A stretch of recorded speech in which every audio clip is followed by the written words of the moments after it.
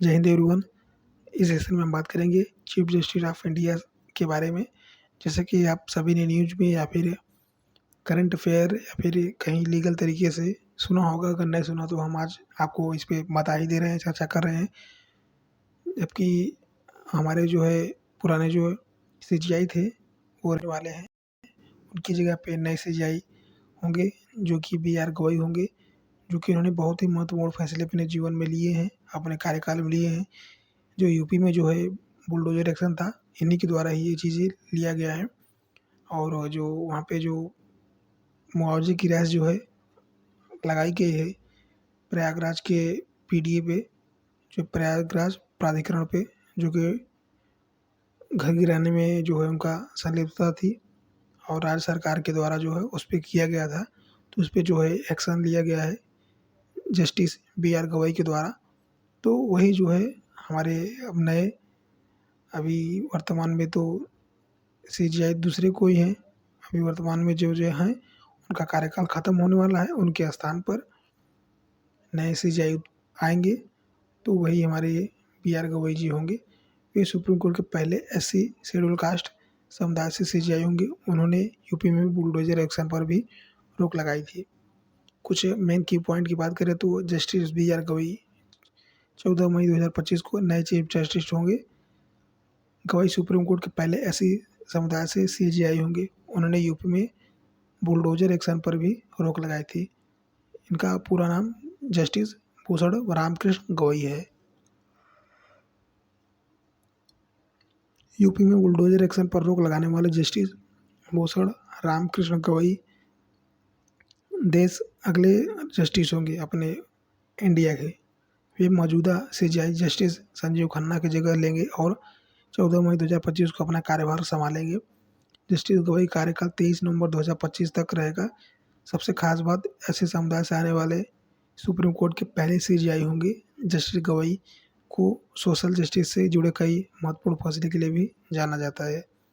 Justice BR Gavai का जन्म 24 अक्टूबर 1960 को महाराष्ट्र के अमरावती में हुआ था। उनके पिता RS गवई एक प्रसिद्ध राजनेता थे जो रिपब्लिक पार्टी ऑफ इंडिया से सांसद और बाद में राज्यपाल रहे। उनके भाई राजेंद्र गवई भी एक राजनेता हैं। जस्टिस गवई ने अपनी कानून की पढ़ाई नागपुर विश्वविद्यालय से पूरी की और 1985 में ही वकालत शुरू की थी। तो ये जो है हमारे जो है अभी होने वाले सीजीआई है। तो बात करें इनकी कुछ महत्वपूर्ण फैसले की, तो बुलडोजर कार्रवाई पर जो है इन्होंने जस्टिस गवई और जस्टिस KV विश्वनाथ की पीठ ने यूपी में बुलडोजर एक्शन पर रोक लगाने वाला फैसला सुनाया था। साथ ही कहा था कि किसी भी आरोपी या दोषी की संपत्ति को इस आधार पर बुलडोजर से ध्वस्त करना असंवैधानिक है। कार्यपालिका जज नहीं बन सकती और संपत्ति को ध्वस्त नहीं कर सकती। दूसरा ही इनका बड़ा फैसला था स्टैम्प एक्ट पर, जो है उस 7 जजों की बेंच पर जो फैसला सुनाया गया था उसमें वो हिस्सा थे जिसने सर्वसम्मति से फैसला लिया था कि स्टैम्प एक्ट के तहत अन स्टैम्प्ड एग्रीमेंट स्वीकार्य नहीं, यानी अगर स्टैम्प ड्यूटी नहीं लगाई गई है, दी गई है, तो उस पर जो भी एग्रीमेंट होगा वो अवैध माना जाएगा, कानूनी रूप से लीगल नहीं होगा। अब बात कर लेते हैं कि किस तरीके से नियुक्ति होती है। इसमें तो भारतीय संविधान में जो है सर्वोच्च न्यायालय के मुख्य न्यायाधीश की नियुक्ति की प्रक्रिया को स्पष्ट तरीके से नहीं बताया गया है। संविधान के अनुच्छेद 121 क्लास 1 के अनुसार भारत का एक सर्वोच्च न्यायालय होगा जिसमें भारत के मुख्य न्यायाधीश सहित अन्य न्यायाधीश होंगे। संविधान के अनुच्छेद 121 क्लास 2 के तहत सर्वोच्च न्यायालय के मुख्य न्यायाधीश और अन्य न्यायाधीशों की नियुक्ति राष्ट्रपति द्वारा की जाएगी।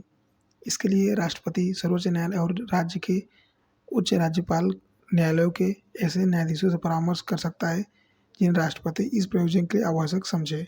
इस प्रकार स्पष्ट संवैधानिक प्रावधानों के अभाव में मुख्य न्यायाधीश की नियुक्ति प्रक्रिया में परंपरा का पालन किया जाता है। बता दें आपको कि जो नियुक्ति होती है वो कहीं पे लीगल तरीके से नहीं की, जैसा कि आपको पता होगा कि यहाँ पे जो कोलेजियम सिस्टम काम करता है, कोलेजियम सिस्टम के द्वारा ही इसमें जो है जजों की नियुक्ति होती है। ये औपचारिकता होती है जो कि शपथ दिलाते हैं राष्ट्रपति द्वारा। और बाकी सबको पता है कि किस तरीके से जो है कोलेजियम सिस्टम कार्य करता है। तो ये जो है कोई नई परंपरा नहीं, पुरानी परंपरा कोलेजियम सिस्टम चली आ रही है। यहाँ पे जो 121 के तहत ही जो है पूरी प्रक्रिया का पालन होता है।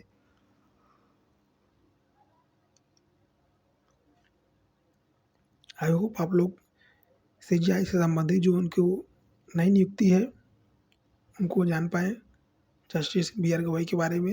वे हमारे नए सीजेआई होंगे 14 मई 2025 से। उनका कार्यकाल नवंबर तक रहेगा। आई होप आप लोग चैनल पे नए हैं तो चैनल को सब्सक्राइब करेंगे और वीडियो को लाइक करेंगे। मिलते हैं नेक्स्ट वीडियो में। बने रहिए हमारे साथ लीगल अपडेट के लिए। तब तक के लिए जय हिंद, जय भारत, वंदे मातरम।